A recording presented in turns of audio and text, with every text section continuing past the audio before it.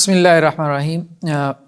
ہمارا کمپیریٹیو فقہ کا لیکچر درمیان میں کافی عرصے سے نہیں ہو پایا، اس کو موسم کی بھی شدت تھی اور کچھ ہمارا وہ جو کمپیریٹیو اسکول آف تھاٹ وہ والی ایک سیریز چل رہی تھی تو اس کو ہم کور کر رہے تھے۔ تو کمپیریٹیو فقہ میں ہم کتاب النکاح کا مطالعہ کر رہے تھے، کافی ساری ڈسکشنز ہم نے کر لی تھی نکاح کے چیپٹر کے حوالے سے۔ نیکسٹ جو ہمارا ٹاپک ہے کتاب النکاح میں، یا سب ٹاپک کہہ لیں، چونکہ محرمات کی بحث چل رہی ہے۔ محرمات سے مراد وہ عورتیں کہ جن سے نکاح کرنا حرام ہے، ان کی ایک فہرست، ان کی ایک لسٹ جس کا قرآن نے تذکرہ کیا کہ ماؤں سے نکاح حرام ہے، بیٹیوں سے، بہنوں سے، بھتیجیوں سے، بھانجیوں سے، پھوپھیوں سے، خالاؤں سے۔ تو کچھ تو حرمتیں ایسی ہیں جو ابدی ہیں، ہمیشہ کے لیے،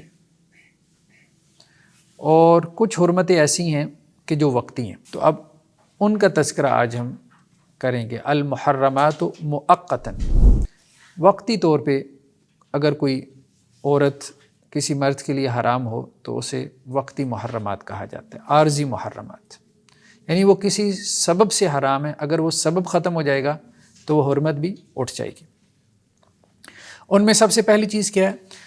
الجمع بین المحرمین، ٹھیک ہے، دو محرموں کو جمع کرنا یا دو بہنوں کو جمع کرنا ہے۔ تو اس میں رسول اللہ صلی اللہ علیہ وسلم کی ہمیں حدیث ملتی ہے کہ دو بہنوں کو جمع کرنا یہ حرام ہے، بلکہ قرآن میں بھی ہے وَأَن تَجْمَعُوا بَيْنَ الْأُخْتَيْنِ، یہ تم پہ حرام کیا گیا کہ تم دو بہنوں کو نکاح میں جمع کرو، یعنی بیوی کی بہن سے نکاح کرنا یہ حرام ہے، یا جسے ہم اپنی زبان میں سالی کہہ دیتے ہیں، سسٹر ان لا، اس سے نکاح کرنا حرام ہے۔ ہاں، اگر اپنی بیوی کو اس نے طلاق دے دی ہے، یا اس نے خلا لے لی، سیپریشن ہو گئی، یا اس کی بیوی کی وفات ہو گئی، تو اس کے بعد اس کی بہن سے نکاح کر سکتا ہے۔ تو اس کا مطلب یہ ہے کہ یہ وقتی حرمت ہے۔ رسول اللہ صلی اللہ علیہ وسلم نے قرآن کی اس نص کے اوپر کہ دو بہنوں کو جمع کرنا حرام ہے ایک اضافہ بھی کیا کہ پھوپھی اور بھتیجی کو اور خالہ اور بھانجی کو ایک نکاح میں جمع کرنا یہ بھی حرام ہے۔ یعنی اگر کسی خاتون سے شادی کی ہے تو اس کی بھتیجی سے یا اس کی بھانجی سے شادی نہیں کر سکتے، یا اس کی پھوپھی سے اور اس کی خالہ سے شادی نہیں کر سکتے اسی خاتون کی۔ اس کی وجہ جو حکمت بیان کی جاتی ہے وہ یہی ہے کہ بہرحال رشتہ ایسا ہے کہ جس میں انسان جو ہے وہ محسوس کرتا ہے، سوکن کا رشتہ ایسا ہوتا ہے کہ جس میں دل کے اندر جو ہے وہ کوئی نہ کوئی بات آ جاتی ہے۔ تو اگر دو محرم رشتے آپس میں اس رشتے کے اندر منسلک ہو جائیں گے، سوکن کے رشتے میں، تو بہت امکان ہے کہ قطع رحمی تک پہنچ جائیں اور اپنی آخرت خراب کر دیں، ٹھیک ہے۔ تو اس قطع رحمی سے ان کو بچانے کے لیے اس چیز کو جو ہے وہ حرام قرار دیا گیا۔ تو اللہ کے رسول صلی اللہ علیہ وسلم، حضرت ابو ہریرہ سے روایت ہے کہ آپ صلی اللہ علیہ وسلم نے منع فرمایا ان یجمع بین المرأ و عمتها و بین المرأ و خالتها، کہ کسی خاتون اور اس کی پھوپھی کو یا کسی خاتون اور اس کی خالہ کو جمع کیا جائے۔ تو وہی بات ہو گئی، اس کی بھانجی کو یا اس کی بھتیجی کو جمع کیا جائے، اگر دوسری طرف سے آپ اس کو دیکھ لیں۔ ایک اور روایت ہے فیروز دہلوی سے کہ انہوں نے اسلام قبول کیا وتختہ اختان، اور ان کی زوجیت میں دو بہنیں تھیں، یعنی دو بہنیں ان کی دو بیویاں تھیں۔ تو آپ صلی اللہ علیہ وسلم نے ان کو کہا طلق ایتہما شئت، کہ ان میں سے جس کو چاہو طلاق دے دو، ایک کو طلاق دے دو، یعنی دونوں کو تم اکٹھے نہیں رکھ سکتے۔ دور جاہلیت میں جو ہو گیا سو ہو گیا۔ حضرت عبداللہ ابن عباس سے روایت ہے کہ اللہ کے رسول صلی اللہ علیہ وسلم نے منع فرمایا، یہ بھی وہی روایت ہے کہ آپ صلی اللہ علیہ وسلم نے منع فرمایا کہ کوئی شخص جو ہے وہ اپنی بیوی کے اوپر اس کی پھوپھی لے کے آئے یا اس کی خالہ لے کے آئے، اور ساتھ ہی یہ بھی فرمایا کہ انکم اذا فعلتم ذلک قطعتم ارحامکم، اگر تم نے ایسا کیا تو تم قطع رحمی تک پہنچ جاؤ گے، قطع رحمی کرو گے۔ وہی بات کہ جو اس کی حکمت تھی کہ اس سے کیوں منع کیا گیا، اس کی طرف اشارہ کر دیا گیا۔ تو ایک تو وقتی حرمت اس کی ہے، دوسری کیا ہے زوجۃ الغیر، دوسرے کی بیوی. ظاہری بات ہے جو خاتون کسی کی زوجیت میں ہے، کسی کے نکاح میں ہے، تو وہ بھی حرام ہے، لیکن اس کی حرمت بھی کیا ہے؟ وقتی ہے، جب تک وہ اس کے نکاح میں ہے. اگر وہ اس کے نکاح سے نکل جاتی ہے تو یہ اس سے نکاح کر سکتا ہے. قرآن میں کیا ہے؟ والمحصنات من النساء. اسی طرح شادی شدہ عورتیں بھی تمہارے لیے حرام ہیں. یعنی ایک عورت سے دو مرد شادی نہیں کر سکتے، ٹھیک ہے؟ یعنی ایک مرد کو تو الاؤ ہے کہ وہ 2 3 4 شادیاں کر لے، لیکن عورت کے لیے یہ ہے کہ خاوند اس کا ایک وقت میں ایک ہی ہوگا. تو والمحصنات من النساء، شادی شدہ عورتیں تمہارے لیے حرام ہیں، الا ما ملکت ایمانکم. ہاں اس میں ایک ایکسیپشن آ گئی، اور وہ جسے ہم لونڈی کہہ دیتے ہیں. اس وقت چونکہ سلیوری تھی، تو اب جنگوں میں جو ہے وہ دونوں طرف سے قیدی بنائے جاتے تھے. جنگوں میں بعض اوقات کیا کرتے تھے؟ وہ خواتین بھی لے آتے تھے، بیوی بچے بھی لے آتے تھے. سلیوری اس طرح سے نہیں ہوتی تھی، مطلب کہ شہر فتح کیے اور وہاں کی ساری عورتیں جو ہے وہ لونڈیاں بنا لیں، ایسے نہیں تھا. ہوتا یہ تھا کہ جب وہ جنگوں میں لے کے آتے تھے نا عورتوں کو، تو اس وقت انہیں میدان جنگ کی جو ہے وہ وجہ سے سلیو یعنی غلام بنایا جاتا تھا یا لونڈی بنایا جاتا تھا. تو اس میں ان کے پیچھے نفسیات مختلف ہوتی تھیں.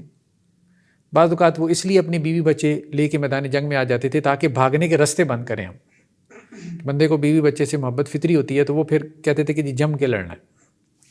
اور بعض اوقات اس لیے بھی لے کے آتے تھے کہ خواتین بھی جو ہے وہ ہمیں ہیلپ آؤٹ کریں گی نرسنگ کے لیے یا کچھ اور مقاصد سے. تو وہ جو میدان جنگ میں مرد ہوتے تھے، عورتیں ہوتی تھیں، بچے ہوتے تھے، تو وہ سب غلام اور لونڈی تصور ہوتے تھے جو میدان جنگ میں پکڑے جاتے تھے، ہاتھ آتے تھے. یہ ایک آپ کہہ لیں کہ جی ایک ٹرینڈ چلا آ رہا تھا، ایک رواج یا ایک کلچر چلا آ رہا تھا. اب ایسے میں جو لونڈیاں جو ہے وہ ہاتھ آتی تھیں یا دشمن کی جو عورتیں، وہ ایسی بھی تھیں کہ جو شادی شدہ بھی تھیں. ٹھیک ہے، ظاہری بات ہے شادی شدہ بھی ہوتی تھی. تو اب کیا ان کے ساتھ وہ تعلق قائم کر سکتا ہے؟ تو اس کے بارے میں کہا گیا قرآن نے کہ الا ما ملکت ایمانکم. شادی شدہ عورت سے جو ہے وہ نکاح حرام ہے، لیکن اگر شادی شدہ لونڈی ہے، یعنی وہی جو میدان جنگ میں ہاتھ میں آئی ہے، ٹھیک ہے، تو اس کی عدت گزرنے کے بعد اس سے وہ تعلق قائم کر سکتا ہے. قرآن نے اس کا استثناء کیا.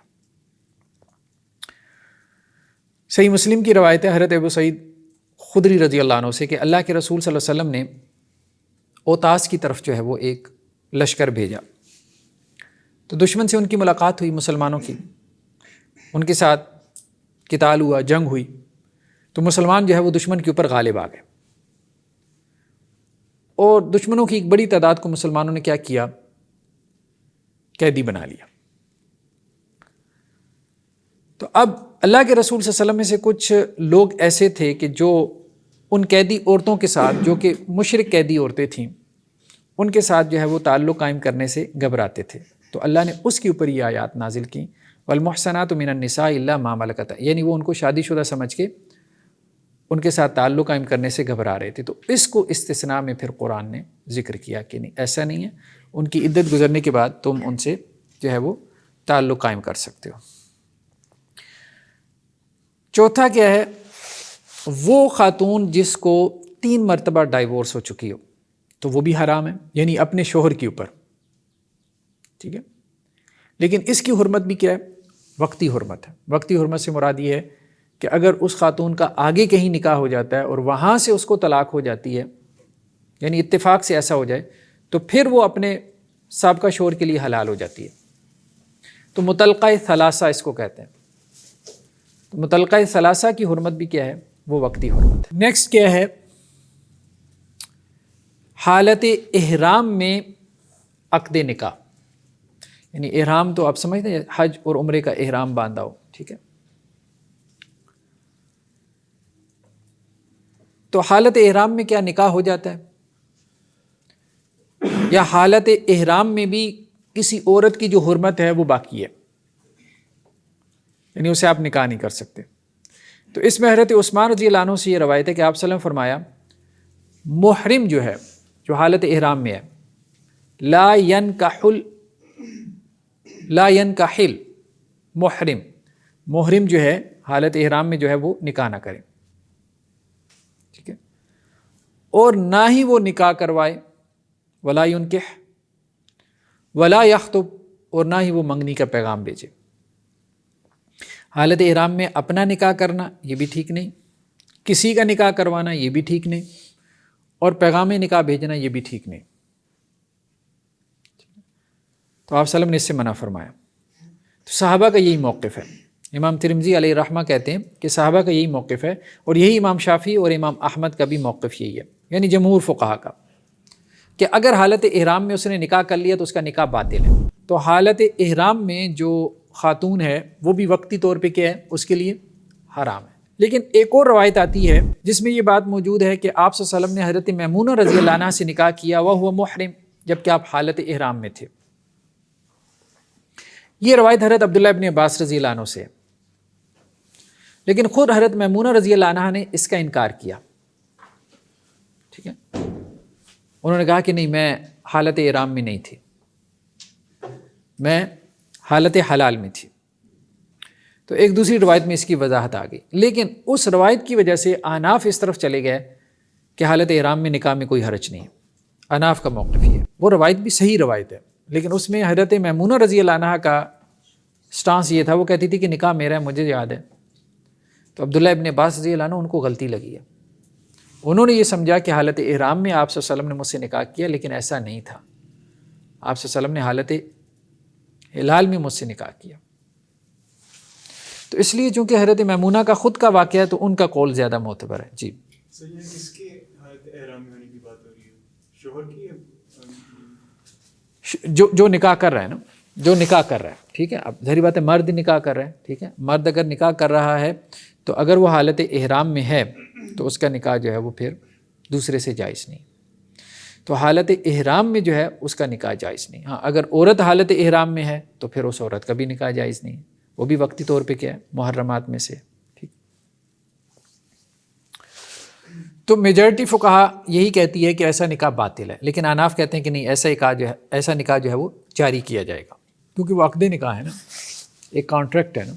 تو کہتے ہیں حالت احرام میں تعلق سے منع کیا گیا، عقد سے منع نہیں کیا گیا، تو وہ نکاح اس معنی میں لے جاتے ہیں۔ نیکسٹ کیا ہے، زواج الامہ مال قدرہ علی الزواج بالحرہ، کہ آزاد عورت سے نکاح کی قدرت ہو اور پھر وہ کیا کرے، کسی لونڈی سے نکاح کرے۔ تو علماء کا اس بات پر تو اتفاق ہے کہ غلام جو ہے وہ کسی لونڈی سے نکاح کر لے، یا لونڈی جو ہے وہ غلام سے نکاح کر لے۔ بس سلیوری جب عام تھی تو بہرحال یہ تھا، غلاموں اور لونڈیوں میں نکاح ایک عام بات تھی، ٹھیک ہے۔ لیکن یہ کہ ایک آزاد مرد جو ہے وہ کسی لونڈی سے نکاح کر لے، آزاد مرد کسی لونڈی سے نکاح کرے، اب وہ لونڈی اس کی اپنی تو نہیں ہوگی، جو اس کی اپنی لونڈی ہے اس کی بات نہیں ہو رہی، کسی دوسری کی لونڈی سے وہ نکاح کر لے، تو اس کو قرآن نے پسند نہیں کیا، الاؤ تو کر دیا لیکن پسند نہیں کیا۔ قرآن کا انداز کیا ہے، وَمَن لَّمْ يَسْتَطِعْ مِنكُمْ قَوْلًا أَن يَنكِحَ الْمُحْصَنَاتِ، کہ جس کو استطاعت نہ ہو کہ وہ آزاد عورتوں سے نکاح کر سکے، محصنات المؤمنات فمما ملکت ایمانکم من فتیاتکم المؤمنات، تو مومن لونڈیوں میں سے کسی سے وہ نکاح کر سکتا ہے۔ ذالک لمن خشی العنۃ منکم، لیکن یہ اس کے لیے کہ جس کو مشقت میں پڑنے کا اندیشہ ہو، جس کو بدکاری میں پڑنے کا اندیشہ ہو، یعنی اس کو پسند نہیں کیا گیا۔ نیکسٹ کیا ہے، زواج الزانیہ، یعنی کسی بدکار مرد یا بدکار عورت سے شادی کرنا، کیونکہ اللہ تعالیٰ نے شادی کے لیے حکم دیا ہے کہ پاکیزہ مردوں اور عورتوں سے شادی کرو، جیسے کہا گیا نا کہ والمحصنات من الذین اوتوا الکتاب من قبلکم، تمہارے لیے مومن عورتیں بھی حلال ہیں اور اہل کتاب کی پاک دامن عورتیں بھی حلال ہیں، پاک دامن عورتیں۔ اذا آتیتموہن اجورہن، جب کہ تم انہیں ان کے حق مہر دے دو۔ تو عفاف یعنی پاکیزگی، طہارت، پیوریفیکیشن، اس کو قرآن نے ایک ایسا محسوس ہوتا ہے جیسے شرط کے طور پہ بیان کیا۔ اب اس پہ سوال یہ پیدا ہوا کہ اگر کوئی عورت عفیفہ نہیں ہے یا اگر کوئی مرد عفیف نہیں ہے، پاکیزہ زندگی نہیں اس کی، منہ ماری کرتا ہے، تو کیا ایسے مرد یا عورت سے نکاح کیا جا سکتا ہے؟ ٹھیک ہے، تو اس میں قرآن کی ایک آیت ہے الزانی لا ینکح الا زانیۃ او مشرکہ والزانیۃ لا ینکحها الا زان او مشرک۔ دیکھو بدکار جو ہے نا وہ بدکار عورت سے نکاح کرے گا، بدکار مرد، یا پھر وہ کسی مشرک عورت سے نکاح کرے گا، اور بدکار عورت جو ہے وہ کسی بدکار مرد سے نکاح کرے گی یا کسی مشرک مرد سے نکاح کرے گی۔ وحرم ذلک علی المؤمنین، اور یہ مومنوں کے اوپر حرام ہے۔ کیا چیز حرام ہے؟ ٹھیک ہے، ہاں، اس سے نکاح کرنا۔ وحرم ذلک علی المؤمنین، زانی مرد سے یا زانی عورت سے نکاح کرنا یہ مومنوں کے اوپر حرام ہے۔ ٹھیک ہے، جیسے قرآن نے آگے چل کے یہی کہا نا سورہ نور میں، الطیبات للطیبین والطیبون للطیبات، پاکیزہ مرد پاکیزہ عورتوں کے لیے، پاکیزہ عورتیں پاکیزہ مردوں کے لیے۔ الخبیثات للخبیثین والخبیثون للخبیثات، خبیث مرد خبیث عورتوں کے لیے، خبیث عورتیں خبیث مردوں کے لیے، ایک جیسے روح ایک دوسرے کو مل جاتے ہیں۔ تو قرآن نے اس کو جو ہے وہ پسند نہیں کیا۔ جی صحیح یہ تب ہے جب اس گناہ کے اندر اس ٹائم بھی وہ ملوث ہوں، یا ہاں یہی ہے، یہی مراد ہے، یہ آگے آ رہی ہے بات۔ بعض علماء کرام اسی کہتے ہیں کہ یہ آخرت کے لیے ہے، کیا؟ بدکار مرد اور بدکار عورتیں ہاں کے لیے، دنیا کے لیے نہیں ہے۔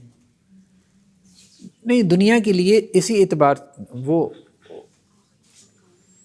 بات آپ کی ٹھیک ہے کسی حد تک، جس سینس میں وہ بات کہہ رہے ہیں، لیکن اصل بات یہ ہے کہ اللہ تعالیٰ ہمیں یہ ہدایت دے رہے ہیں کہ جب تم نے انتخاب کرنا ہے نا تو انتخاب میں تم نے پاکیزگی کو سامنے رکھنا ہے۔ ایک بات یہ ہے کہ ابھی نکاح ہی نہیں ہوا، شادی نہیں ہوئی، ہم انتخاب کی بات کر رہے ہیں نا۔ الزانی لا ینکح الا زانیہ، یعنی اس کا نکاح نہیں ہوا، اس نے نکاح کے لیے انتخاب کرنا ہے، ٹھیک ہے، اس نے لائف پارٹنر جو ہے وہ اس کو چوز کرنا ہے۔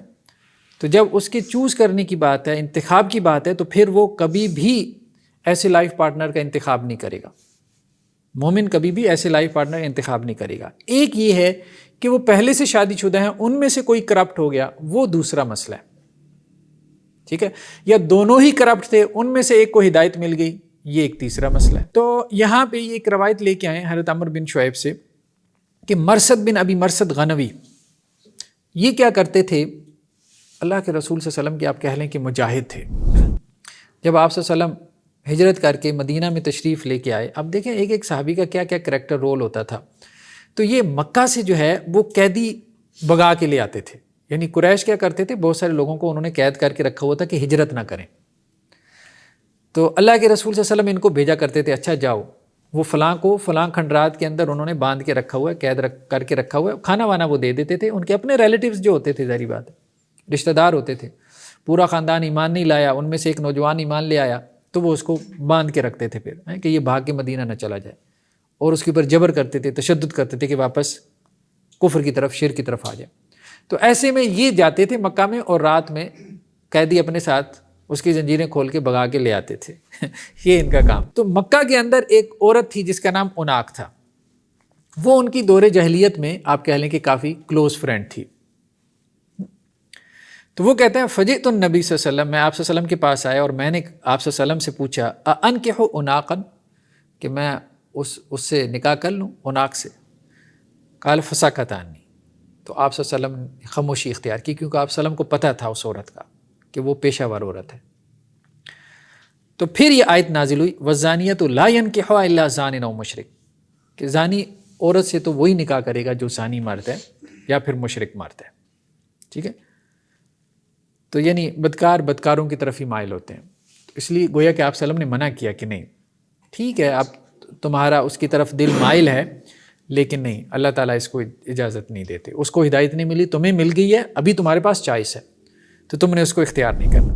تو حضرت ابو ہریرہ سے بھی روایت ہے کہ بدکار جو ہے وہ اپنے جیسے بدکار سے ہی نکاح کرتا ہے، یہ بھی ابو داؤد کی روایت ہے۔ ابھی تک تو ہم صرف چوائس کی بات کر رہے ہیں نا، انتخاب کی بات کر رہے ہیں، تو قرآن اس معاملے میں بہت واضح ہے وَحُرِّمَ ذَلِكَ عَلَى الْمُؤْمِنِينَ، یہ جو نکاح کرنا ہے یہ اہل ایمان کے اوپر کیا ہے، حرام ہے. جب آپ کو پتہ ہے، اب آپ اس کی محبت میں جو ہے وہ کھوئی ہوئی ہیں، ڈوبی ہوئی ہیں. جیسے اب دیکھیں پرانے زمانے میں تو بہت تھا، یہ کوٹھے ووٹے ہوتے تھے، لوگ وہاں چلے جاتے تھے. ایک کلچر تھا ہمارے ہاں، کوٹھا کلچر تھا. ٹھیک ہے، تو وہ دل پھینک دیتے تھے اس کے اوپر. تو اب یہ نہیں، اب مطلب اس قسم کی عورتوں کو بیاہ کے گھر میں لے آنا یہ ٹھیک نہیں ہے. نیکسٹ کیا چیز ہے؟ نیکسٹ یہ چیز ہے کہ وہی جو بات ہم لوگ کر رہے تھے کہ توبہ اگر کسی بندے نے کر لی، یعنی کسی سے کوئی گناہ ہو گیا اور اگر اس نے توبہ کر لی تو کیا اس کی بھی بات ہو رہی ہے کہ اس سے بھی نکاح کرنا حرام ہے؟ تو نہیں، وہ اس میں داخل نہیں ہے. جس نے توبہ کر لی وہ اس میں داخل نہیں. ٹھیک ہے، کیونکہ توبہ کیا کرتی ہے؟ پچھلے تمام گناہوں کو ڈھا دیتی ہے، ختم کر دیتی ہے. اللہ عز و جل کا کیا فرمان ہے؟ والذین لا يدعون مع اللہ الہا آخر، کہ اللہ کے بندے کون ہیں؟ رحمان کے بندے. ایک تو اللہ کے ساتھ شرک نہیں کرتے، دوسرا کیا ہے؟ ولا یقتلون النفس التی حرم اللہ الا بالحق، کسی جان کو قتل نہیں کرتے. اور تیسرا کیا ہے؟ ولا یزنون، زنا نہیں کرتے. لیکن اگر ایسا ہو جائے تو کیا ہے؟ الا من تاب وآمن وعمل عملا صالحا فاولئک یبدل اللہ سیئاتہم حسنات. جس نے توبہ کر لی، ایمان لے آیا، تجدید ایمان کر لیا، ایمان کو رینیو کر لیا اور نیک عمل کی راہ پہ چل پڑا، یعنی پچھلی بدکاری سے اب اسے کراہت ہو گئی، پچھلی اپنی زندگی سے، لائف سے. اب وہ اپنے آپ کو پیوریفائی کرنے میں لگ گیا کہ اب میں نے پاکیزگی کی زندگی گزارنی ہے. یعنی اس نے کمٹمنٹ کر لی، جسے ہم کہتے ہیں توبۃ النصوح، سچی توبہ اس نے کر لی. تو یہ وہ لوگ ہیں یبدل اللہ سیئاتہم حسنات، اللہ تعالیٰ ان کی برائیوں کو کیا کریں گے؟ نیکیوں میں بدل دیں گے. نہ صرف یہ ہے کہ برائیاں گناہ اللہ تعالیٰ ختم کر دیں گے، ایک تو یہ انداز ہے نا، ایک یہ ہے کہ جتنے گناہ کیے تھے وہ سب نیکیوں میں کنورٹ ہو جائیں گے. یہ بہت بڑی بات ہے. اولئک یبدل اللہ سیئات، اگر سچی توبہ ہے تو. اس لیے جس نے توبہ کر لیا تو اس کا تو گناہ معاف ہے، وہ تو پاکیزہ ہے. آپ صلی اللہ علیہ وسلم فرمایا التائب من الذنب کمن لا ذنب لہ، گناہ سے توبہ کرنے والا ایسی ہے جیسے اس نے کبھی گناہ، ہاں بشرطے کہ وہ یہ نہیں وہ صبح توبہ کی، شام کو توبہ کی، اور وہ والی توبہ نہیں. حضرت عبداللہ ابن عباس سے ایک آدمی نے سوال کیا کہ میں ایک عورت کے ساتھ جو ہے وہ ملوث ہو گیا ہوں اور میں نے اس کے ساتھ حرام ریلیشن شپ جو ہے وہ قائم کر لیا. تو اللہ سبحانہ و تعالیٰ نے پھر مجھے توبہ کی توفیق دی، میں نے توبہ کر لی، اس نے بھی توبہ کر لی. اب میں یہ چاہتا ہوں کہ میں اس سے نکاح کر لوں. ہوتا ہے جیسے بعض اوقات حرام ریلیشن شپ چل رہا تھا، بعد میں ان کو احساس ہو جاتا ہے چلیں ہم اس کو حلال میں کنورٹ کر لیں، ہم آپس میں نکاح کر لیں. تو اس بندے نے یہی سوال حضرت عبداللہ ابن عباس رضی اللہ عنہ سے پوچھا. تو اس پہ وہ یہ کہتا ہے کہ جو لوگ مجھے کہتے ہیں ان زانی لا ینکح الا زانیہ و مشرکہ، کہ تم تو دونوں مطلب آپس میں بدکاری میں ملوث رہے ہو، تو ایک دوسرے سے تمہارا نکاح کیسے ہو سکتا ہے؟ تو حضرت عبداللہ ابن عباس نے کہا کہ نہیں، آیت سے یہ مراد نہیں ہے. ٹھیک ہے، تم اس سے نکاح کر لو، اگر اس کے اوپر کوئی گناہ ہوا تو وہ میرے کھاتے میں ڈال دینا. ٹھیک ہے، تو مطلب یہ ہے کہ حضرت عمر رضی اللہ عنہ بھی یہی کام کرتے تھے. اگر ان کے پاس کوئی ایسا کیس آتا ہے نا، ایک پنشمنٹ جو بھی ہے زنا کی پنشمنٹ، وہ ان کے اوپر جاری کرتے اور دوسرا پھر کہتے جاؤ جا کے اپنا گھر بساؤ، تیسرے کو خراب نہ کرو. ان کی آپس میں شادی کروا دیتے تھے. تو حل یہی ہے کہ اگر ان کے اوپر حد جاری ہو گئی یا ان کو سزا مل گئی تو اب وہ آگے اپنی لائف گزاریں، آگے جو ہے وہ شادی شدہ زندگی گزاریں. ایک اور واقعہ انہوں نے یہاں پہ نقل کیا ہے حضرت جابر بن عبداللہ سے کہ ایک یمنی صاحب تھے جن کی بہن جو ہے وہ بدکاری میں ملوث ہو گئی. ٹھیک ہے، تو بعد میں جیسے انسان کو کبھی گلٹ ہوتا ہے یا انسان اپنے حالات سے کیا ہے بہت تنگ ہو جاتا ہے، تو ایسے لوگ عموماً آپ دیکھیں گے کہ سوسائڈ کی طرف بھی نکل جاتے ہیں. تو اس نے بھی کیا کی، سوسائڈ اٹیمپٹ کی، لیکن وہ کامیاب نہیں ہوئی، اس کو بچا لیا گیا. تو اس کا جو چچا تھا وہ اس کو لے کے ادھر مدینہ میں آ گیا، ماحول تبدیل ہوگا تو شاید اس کی اصلاح ہو جائے. ٹھیک ہے، تو یمن سے وہ مدینہ آ گئے. اب وہ مدینہ میں آئی تو مدینہ میں ایک دینی ماحول تھا، تو اس نے قرآن پڑھا اور ارکان اسلام کو پریکٹس کرنا شروع کر دیا، یہاں تک کہ وہ بہترین مسلمان بن گئی، پریکٹسنگ ہو گئی. ٹھیک ہے، ماحول کی تبدیلی کی وجہ سے. تو اب جو ہے وہ اس کے رشتے آنے لگے، لوگ اس کے چچا کو اپروچ کرنے لگے. مطلب لوگ تو نہیں جانتے تھے اس لڑکی کا ماضی، ٹھیک ہے، لیکن چچا کو تو پتہ تھا. وہ تو یہ جانتے تھے کہ جی یہ بہت عالمہ فاضلہ ہے، بہت متقیہ پرہیزگار ہے. بس اس کی زندگی میں ایک ٹرن آ گیا. تو اب وہ جو چچا تھا نا، اسے یہ ہوتا تھا کہ یار میں جو رشتہ بھیج رہا ہے اس کو اس کی پچھلی لائف کے بارے میں بتاؤں کہ نہ بتاؤں، کہیں یہ خیانت تو نہیں ہے کہ جو بندہ پیغام نکاح بھیج رہا ہے میں اسے چھپا لوں اس کی پچھلی لائف. کیا میرے لیے ضروری ہے کہ میں بتاؤں کہ میری بھتیجی جو ہے وہ فاحشہ عورت تھی اور یہ اس کے مسائل تھے، پھر اللہ نے اسے توبہ کی توفیق دی اور اب یہ نیک پرہیزگار بن گئی، کیا میں یہ اسے بتاؤں؟ تو یہ چیز اس کے دل میں کھٹک رہی تھی. تو وہ حضرت عمر رضی اللہ عنہ کے پاس آیا، تو اس نے حضرت عمر سے یہ سوال کیا. تو حضرت عمر نے اسے کہا کہ اگر تم نے اس عورت کا راز فاش کیا تو میں تمہیں چھوڑوں گا نہیں. تو جب کوئی نیک آدمی آئے جس کے اخلاق کو، جس کے دین کو تم پسند کرتے ہو، اگر کسی نیک آدمی کا رشتہ آئے تمہاری بھتیجے کے لیے تو اس سے اس کا نکاح کر دو. سر یہ لائف لانگ کا مسئلہ ہے. جی لائف لانگ کا مسئلہ ہے. بعد میں وہ لڑکا تنگ ہو گئی تو ایسی تھی، اب ایسی نہیں، اصل بات یہ ہے کہ ایک عیب جس کو اللہ نے چھپایا ہے، مرسل نہیں چھپ سکتا ہیں؟ خام سے کہتے چھپا سکتی ہے. وہ ایک علیحدہ بات ہے. اصل بات یہ ہے کہ اللہ نے ہمیں منع کیا ہے کہ ہم اپنے عیوب کو جو ہے وہ ظاہر کریں. ہاں بالکل بھی اللہ تعالیٰ نے ہمیں الاؤ نہیں کیا، اجازت نہیں دی. تو ورنہ مرد کے اندر کتنے عیب ہیں مجھے بتائیں. مرد 100 جگہ بدکاری کر کے آ جائے، ٹھیک ہے، تو وہ بھی تو چھپا رہا ہوتا ہے. تو حضرت عمر نے اسے یہی کہا تھا، اس شخص کو یہی کہا تھا کہ اگر تم نے ایسا کیا، یعنی اس کے بارے میں خبر دی، اس کے عیب کو لوگوں کے اوپر ظاہر کیا جس کے اوپر اللہ نے پردہ ڈالا ہوا ہے، تو میں تمہیں اس پہ سزا دوں گا. باقی یہ ہے کہ دیکھیں ایکسیپٹنس پیدا ہو جاتی ہے، وہ اللہ نے پیدا کرنی ہوتی ہے، اللہ نے پیدا کرنی ہوتی ہے. کسی کی سچی توبہ ہے، ہو سکتا ہے ایک بندہ اس کے اوپر مطمئن نہ ہو، لیکن ہو سکتا ہے ایک دوسرا بندہ اس کے اوپر مطمئن ہو جائے. اللہ بہتر جانتا ہے. تو خواہ مخواہ اس کو شکوک و شبہات میں ضرور ڈالنا ہے. کچھ چیزیں ہمارے ہاں جو ہے وہ بہرحال جہالت کی وجہ سے بھی جو ہے وہ بہت زیادہ ہو گئی ہیں. چلیے نیکسٹ مسئلہ کیا ہے؟ نیکسٹ یہ ہے کہ ایک خاتون جو ہے اور ایک مرد وہ میرٹل ریلیشن شپ میں ہیں، شادی شدہ ہیں، ازدواجی زندگی گزار رہے ہیں. اب ان میں سے کوئی ایک کرپٹ ہو جاتا ہے. شادی شدہ مرد جو ہے وہ کیا کرتا ہے، باہر منہ ماری شروع کر دیتا ہے عورتوں کے ساتھ، یا پھر عورت کیا کرتی ہے، وہ باہر منہ ماری شروع کر دیتی ہے. تو ایسی حالت میں کیا حکم ہے؟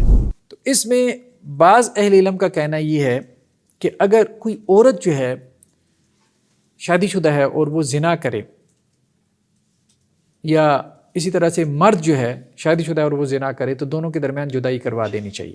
کیونکہ اب ان میں سے ایک زانی ہو گیا، تو قرآن کی وہ جو آیت ہے نا کہ زانی کے ساتھ ہی نکاح کرے، عفیف کے ساتھ نہیں، پاکیزہ کے ساتھ نہیں.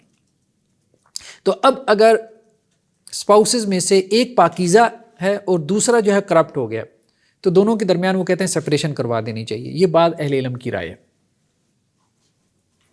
امام احمد بھی کہتے ہیں کہ میرے نزدیک سپریشن لازم تو نہیں ہے لیکن پسندیدہ ہے. اور اس کی وجہ یہ ہے کہ اگر تو عورت کرپٹ ہو جائے گی تو نسل خراب کر دے گی نا، کسی اور کا بچہ جو ہے وہ شور کے کھاتے میں ڈال دے گی. تو اس لیے بہتر ہے کہ وہاں سپریشن کروا دی جائے. لیکن بعض اہل علم کا کہنا یہ بھی ہے کہ اب کرپشن چونکہ نکاح کے بعد آئی ہے، تو اس لیے اس کے پاس اس کا اختیار ہے، چاہے تو اس ازدواجی زندگی کو برقرار رکھے، چاہے تو اس کو ختم کر دے، باقی نصیحت سے کام چلاتا رہے. ہاں مرد تو دیکھیں اس پوزیشن میں ہوتا ہے کہ عورت کو علیحدہ کر دے، کوئی دوسری عورت لے آئے. بعض اوقات عورت کا معاملہ یہ ہوتا ہے کہ وہ اگر پاکیزہ زندگی گزاری ہے اور مرد کرپٹ ہو گیا، تو اسے لگتا ہے کہ یہاں تو مسائل ہیں ہی ہیں، آزمائش تو ہے ہی ہے کہ ایک کرپٹ مرد برداشت کرنا پڑا ہے، لیکن اس کے بعد کوئی اور آپشن بھی نہیں ہے، بچے بھی ہو گئے، تو اس سے سپریشن کے بعد ایک اور ٹف لائف جو ہے وہ گزارنی پڑے گی. تو وہاں اس کے لیے فیصلہ ذرا مشکل ہو جاتا ہے.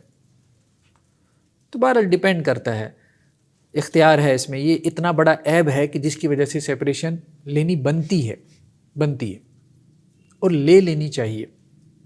علیحدہ ہو جانا چاہیے. لیکن پھر کیس ٹو کیس ویری کرتا ہے. اگر کسی کو لگتا ہے کہ نہیں یہ نہ ہو کہ یہاں سے سپریشن لے کے کسی اور بڑے آزمائش میں بندہ پھنس جائے, دین سے بھی جائے, ٹھیک ہے, تو پھر بندہ چھوٹی آزمائش کو ترجیح دے لے بڑی آزمائش کے اوپر. زواج الملاعنہ یعنی جس کے ساتھ لیان کیا گیا ہو.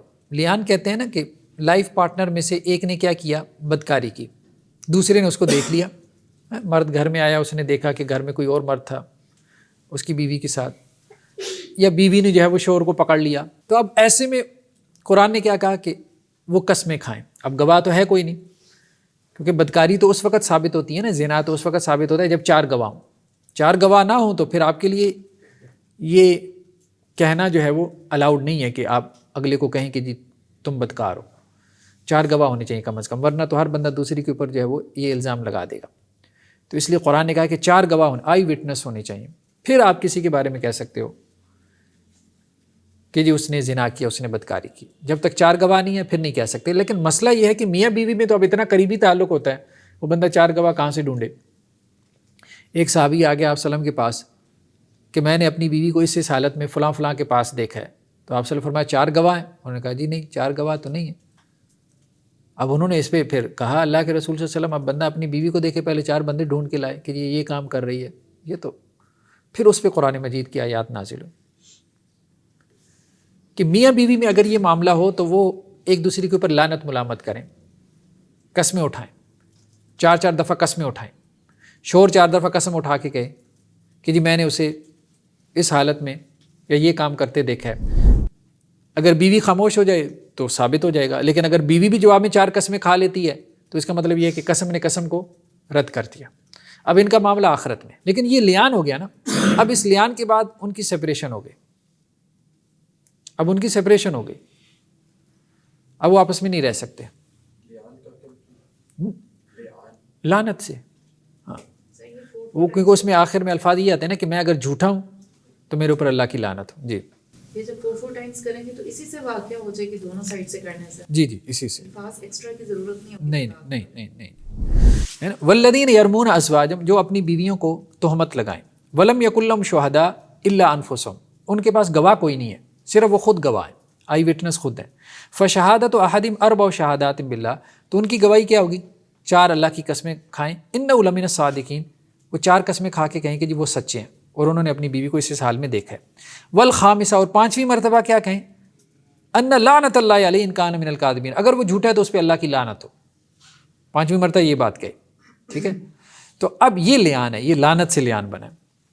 اب وَيَدْرَوْ أَنَّ الْعَذَابَ أَن تَشْهَدَ 4 شہادات باللہ, اور اس عورت سے حد دور ہو جائے گی, یعنی اس عورت کو کوئی پنشمنٹ نہیں ملے گی اگر وہ جواب میں 4 قسمیں اٹھا لیتی ہے اور ساتھ میں کیا کہتی ہے اِنَّهُ لَمِنَ الْكَاذِبِينَ, کہ یہ جھوٹا ہے, میرا مرد جھوٹا ہے. والخامسۃ ان غضب اللہ علیہ ان کان من الصادقین, اور 5ویں مرتبہ عورت بھی یہ کہے کہ اس پہ اللہ کا غضب ہو اگر اس کا شوہر سچا ہو. تو یہاں سے یہ لیان کا لفظ نکلا کہ ایک دوسرے کے اوپر لان تان کرے. تو ملاعنہ سے بھی اس کا نکاح نہیں ہو سکتا, وہ بھی اس کے لیے کیا ہے, حرام ہے. ٹھیک ہے. زواج المشرکہ, مشرک عورت سے نکاح, مشرک عورت سے بھی نکاح نہیں ہے. ٹھیک ہے.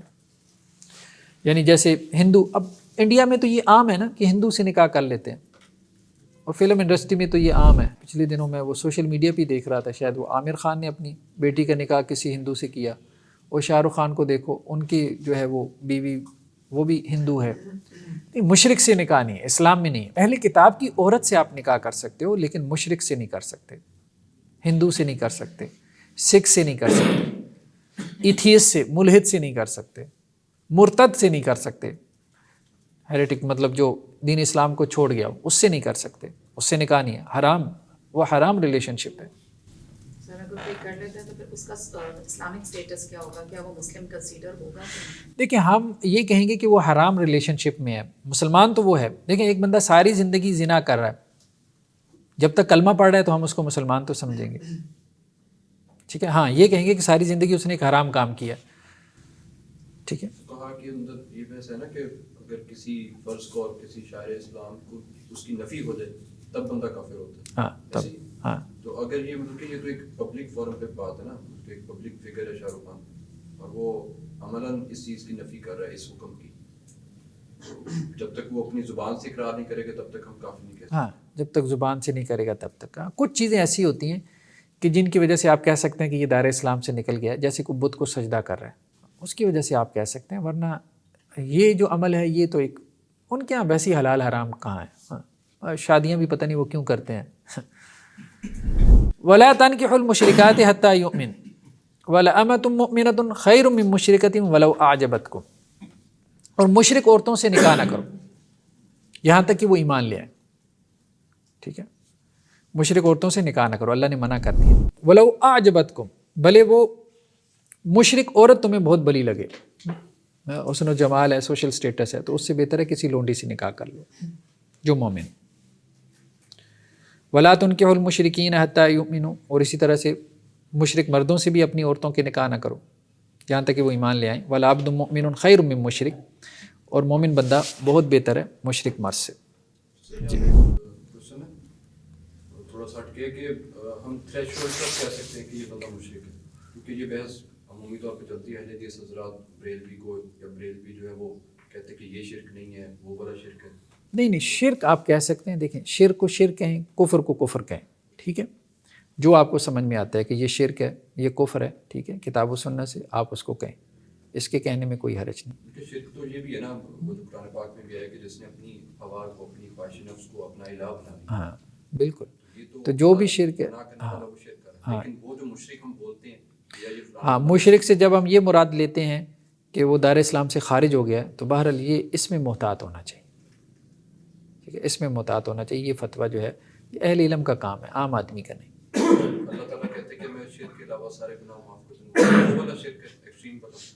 نہیں، ہم اس میں نہ جائیں. ہم یہ کہیں کہ جی اس کو اللہ نے شرک کہا ہے، اور اللہ نے یہ کہا ہے کہ شرک کے علاوہ میں کوئی گناہ معاف نہیں کروں گا. باقی مجھے نہیں پتا کہ اس کو اللہ معاف کریں گے کہ نہیں کریں گے. حضرت عبداللہ ابن عباس سے ہے کہ عبداللہ بن رواحہ ان کی ایک لونڈی تھی، کالی رنگت کی تھی. انہیں اپنی اس لونڈی پہ غصہ آیا اور انہوں نے اس کو تھپڑ دے مارا. پھر ان کا دل پریشان ہو گیا کہ میں نے اس کو مارا ہے، تو آپ صلی اللہ علیہ وسلم کے پاس آئے. تو اللہ کے نبی صلی اللہ علیہ وسلم نے کہا کہ اے عبداللہ، اس لونڈی کا کیا معاملہ ہے؟ تو حضرت عبداللہ بن رواحہ نے کہا کہ اللہ کے رسول صلی اللہ علیہ وسلم نماز پڑھتی ہے، روزہ رکھتی ہے، وضو کا اہتمام کرتی ہے، اور لا الہ الا اللہ کا اقرار کرتی ہے، اور یہ بھی کہتی ہے کہ آپ اللہ کے رسول ہیں.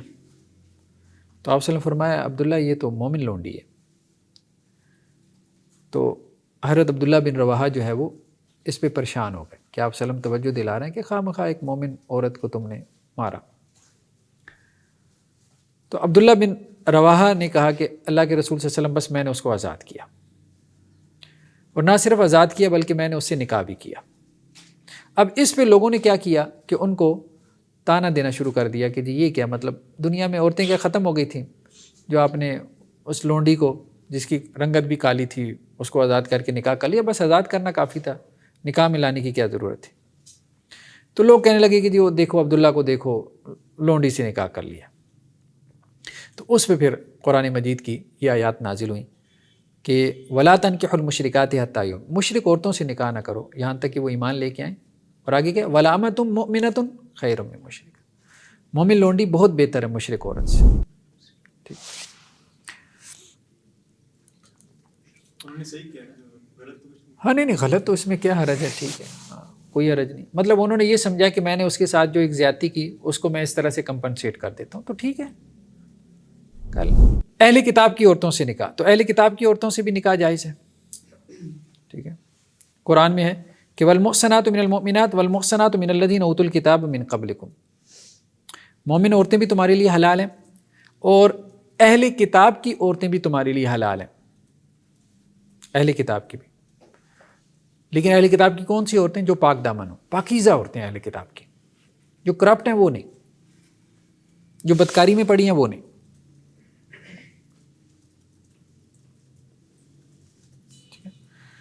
صرف حضرت عبداللہ ابن عمر نے اس سے اختلاف کیا، باقی صحابہ نے کہا کہ جی اہل کتاب کی عورتوں سے نکاح جائز ہے. عبداللہ بن عمر رضی اللہ عنہ سے جب سوال کیا جاتا کہ کسی یہودی یا نصرانی عورت سے نکاح کر سکتے ہیں تو انہوں نے کہا کہ جی دیکھو اللہ تعالیٰ نے مشرک عورت سے نکاح سے منع کیا ہے، تو اس سے بڑا شرک کیا ہوگا کہ ایک عورت کہتی ہے کہ جی عیسیٰ جو ہے وہ اللہ کے بیٹے ہیں. تو وہ وہ اس طرف لے گئے. لیکن باقی صحابہ نے دونوں میں فرق کیا. انہوں نے کہا نہیں، اللہ تعالیٰ نے فرق کیا تو ہم فرق کرتے ہیں. اللہ نے شرک میں فرق کیا، اللہ تعالیٰ نے کفر میں فرق کیا. ہر کفر ایک جیسا نہیں، ہر شرک ایک جیسا نہیں. ٹھیک ہے. ایسا اس کا کیا ہے؟ الیوم الا لکم الطیبات، آج کے دن یہ حلال کر دی. الیوم، یہ جو آیت ہے نا پہلے اسے شروع ہے جی ہاں، الیوم الا لکم طیبات وطعام الذین اوتوا الکتاب حل لکم. بہت ساری چیزیں ایسی تھیں جو کہ ممانعت ان کی چلی آ رہی تھی نا دور جاہلیت میں بھی. اب آپ دیکھیں نا، جیسے سورہ نام میں بھی اللہ تعالیٰ نے کہا مشرکین نے حلال حرام کی اپنی فہرستیں بنا رکھی تھی. بہت سے جانوروں کو جو حلال تھے انہوں نے حرام ٹھہرایا ہوا تھا. دین ابراہیمی کی بچی کچی روایات جو دین ابراہیمی انہوں نے مسخ کر دیا تھا. میرا پوچھنے کا مطلب یہ خاص دن کی بات ہے کہ کچھ اس کا پس منظر نہیں، کوئی خاص دن کی بات نہیں ہے. وہ تو پچھلی جو آیات ہے نا، الیوم اکملت لکم دینکم، اس کے بارے میں بعض اہل علم نے کہا ہے کہ وہ حجۃ الوداع کے موقع کی بات ہے. سر یہ شرک وہ شرک لیکن یہ آخری آیات ہی ہیں، مطلب آخر آیات. جی تو قرآن میں کیا ہے؟ قرآن نے کہا ہے لم یکن الذین کفروا من اہل الکتاب والمشرکین منفکین حتی تأتیہم البینہ. قرآن نے فرق کیا کہ اہل کتاب میں سے کافر اور مشرکین، ان کو دو کیٹیگری بنایا. کیونکہ دیکھیں اہل کتاب اللہ کو مانتے ہیں، رسولوں کو مانتے ہیں، پچھلی کتابوں کو مانتے ہیں، آخرت کو مانتے ہیں، جنت کو مانتے ہیں. آپ کے فنڈامنٹل بلیفز کتنے ہیں؟ 6 ارکان ایمان 6 کے 6 مانتے ہیں. فرشتوں کو بھی مانتے ہیں. ہاں ہماری کتاب نہیں مانتے، اپنی تو مانتے ہیں. ہمارے رسول کو نہیں مانتے، اپنے رسول تو مانتے ہیں. آخرت کو بھی مانتے ہیں، تقدیر کو بھی مانتے ہیں. اور وہ اس کے بھی دعوے دار ہیں کہ جی ہم توحید پر ہیں. دعوے دار ہیں، عملاً نہیں ہیں توحید پر، لیکن دعوے دار تو ہیں نا کہ ہم توحید پر ہیں. تو یہی معاملہ ہے کہ اب مسلمانوں میں بھی خاص طور پہ جو لوگ شرک کرتے ہیں تو ہم ان کے شرک کو شرک تو کہیں گے، لیکن ان سے نکاح کو ہم حرام قرار نہیں دیں گے. جو بعض اہل حدیث حضرات سختی کرتے ہیں کہ جی بریلوی جو ہے وہ مشرک ہے اور اس سے نکاح حرام ہے، تو یہ ٹھیک نہیں، یہ سختی ٹھیک نہیں. ٹھیک ہے. باقی اس کے شرک کو آپ شرک کہیں گے اور اس کو منع بھی کریں گے. کیونکہ اس کو غلطی لگی ہوئی ہے. اور غلطی اور جو مطلب جہالت بھی وجہ ہوتی ہے. تو جہالت ہے یا خطا ہے تو یہ عذر بن جاتی ہے. جس عذر کی وجہ سے آپ اس کے اوپر فتویٰ نہیں لگاتے، ہاں آپ اس کی اصلاح کرتے رہتے ہیں، اس کو سمجھاتے رہتے ہیں، اس کی برائی آپ اس کے اوپر واضح کرتے رہتے ہیں. یہاں پہ یہ آیا بھی ہے کہ حضرت عثمان رضی اللہ عنہ نے حضرت نائلہ سے شادی کی جبکہ وہ نصرانی تھی، عیسائی تھی. پھر جب ان کی زوجیت میں آ گئی ہیں تو اس کے بعد انہوں نے اسلام قبول کیا. یہ حضرت نائلہ وہی ہے نا کہ حضرت عثمان کی شہادت کے وقت ان کی انگلیاں کٹی تھیں، یہ وہی بیوی ہے ان کی. اسی طرح حضرت حذیفہ نے ایک یہودی عورت سے شادی کی تھی. بلکہ یہاں تک بھی معاملہ ہے کہ حضرت عمر رضی اللہ عنہ نے خط لکھا تھا، مجھے پتہ چلا ہے کہ ہمارے سپہ سالار جو یہودی عورتوں سے شادیاں کر رہے ہیں، طلاق دو. یہ بھی کہہ دیا طلاق دو. تو انہوں نے جواب میں بھی کہہ دیا کہ اللہ نے اجازت دی ہے، جس چیز کی اللہ نے اجازت دی ہے تو عمر کو اختیار نہیں ہے کہ اس کو ختم کرے. وہ خط و کتابت ہوتی رہی ہے، وہ ڈٹے رہے. اللہ نے اجازت دی ہے. آپ کون ہوتے ہیں؟ امیر المومنین ہے، ٹھیک ہے انتظامی معاملات میں آپ حکم دیں، یہ ہمارا پرسنل ایشو ہے. حضرت عمر نے کہا نہیں، یہ پرسنل نہیں ہے، یہ انتظامی معاملہ ہے. تمہارے گھروں میں آئیں گی، سازشیں کریں گی، اسلامی ریاست کے لیے جو ہے وہ مسائل پیدا کریں گی، تو اس لیے میں تمہیں منع کر رہا ہوں.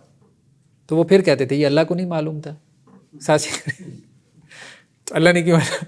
تو یہ خط و کتابت چلی ہے. پھر یہ ہوا کوئی تقریباً 6 ماہ گزرے ہیں تو حضرت حذیفہ نے جو ہے وہ طلاق دے دی. کسی نے پوچھا جی حضرت عمر جو ہے وہ اصرار کرتے رہے تب نہیں دی، تو اب بعد میں وہی کام کر دیا. کہنے لگے بات ان کی ٹھیک تھی، گھروں میں آ کے سازشیں کریں گی، بات ان کی ٹھیک تھی، لیکن میں انہیں یہ بتانا چاہتا تھا کہ حاکم کے پاس یہ اختیار نہیں ہے کہ جبر کر سکے اس معاملے میں. باقی سمجھانے کا انداز ٹھیک ہے، وہ ہونا چاہیے، وہ رکھنا چاہیے. تو اہل کتاب کی عورتوں سے نکاح جو ہے نا، وہ آپ کسی کو سمجھائیں یار ٹھیک نہیں ہے، اچھا نہیں ہے. جیسے ہمارے یہاں ہوتا کیا ہے، اب یورپ میں جا کے ہمارے پاکستانی حضرات کیا کرتے ہیں، وہاں کسی کرسچن سے نکاح کر لیا، وہاں کا سارا کلچر ماحول ہی ایسا ہے. اب وہ نکاح تو کر لیا، اب اس کے بعد اولاد کیا بنے گی مجھے بتائیں. عموماً کرسچن ہی بنے گی اور کیا. 2 in 1 بن جائے. ہاں تو یہ معاملہ ہے، تو وہاں غلبہ ہے. ہاں یہ ہو سکتا ہے کہ جہاں میجورٹی مسلمانوں کی ہے، جیسے پاکستان میں، یہاں اگر کسی کرسچین سے نکاح کرے گا تو ایک امکان ہے کہ جی اولاد اپنے باپ کے دین پر ہو. تو وہ جو الاؤ کیا گیا تھا نا، تو وہ تو ایک مسلم سٹیٹ میں جب مسلمان غالب تھے، تو اب یہ کہا گیا کہ کتابی عورتیں جو ہے اگر ان سے نکاح کر لیتے ہو تو اولاد تمہاری ایک تو تمہارے دین کے اوپر ہوگی، اور دوسرا یہ غالب امکان ہے کہ وہ بھی مسلمان ہو جائے، جیسے حضرت عثمان رضی اللہ عنہ کے کیس میں. جو جب دین غالب ہو تو اس وقت یہ بات سمجھ میں آتی ہے کہ اس کو الاؤ کرنا چاہیے. ہاں جہاں دین مغلوب ہے، کفار کی ریاستیں ہیں، ان کی اسٹیٹس ہیں، تو وہاں آپ شرعاً تو کسی کو نہیں روک سکتے، وہی بات حضرت حذیفہ والی، لیکن مصلحتاً آپ اس کو سمجھاؤ گے کہ یار نہیں، یہاں بات سمجھ نہیں آ رہی، اپنی نسل کو خراب کر دو گے. اب دیکھیں نا، یہ جتنے ہیں، یہ اوباما بھی، اس کی بھی کوئی باپ دادا میں مسلمان ہی تھے نا. اوباما کے بارے میں ہسٹری پڑھ رہا تھا. اسی طرح وہ جو برطانیہ کا ایک وزیر اعظم تھا، براؤن کیا نام ہے اس کا، ہاں گارڈن براؤن، اس کی بھی اب باپ دادا میں اوپر جا کے دیکھیں مسلمان تھے. اور تیسری چوتھی نسل جو ہے وہ کہاں پہنچ جاتی ہے. تو خیر ہم یہ کہہ سکتے ہیں کہ جی ان سے نکاح جو ہے وہ پسندیدہ نہیں ہے فی الحال کی جو صورتحال ہے، لیکن ہم اس کو حرام نہیں کہہ سکتے.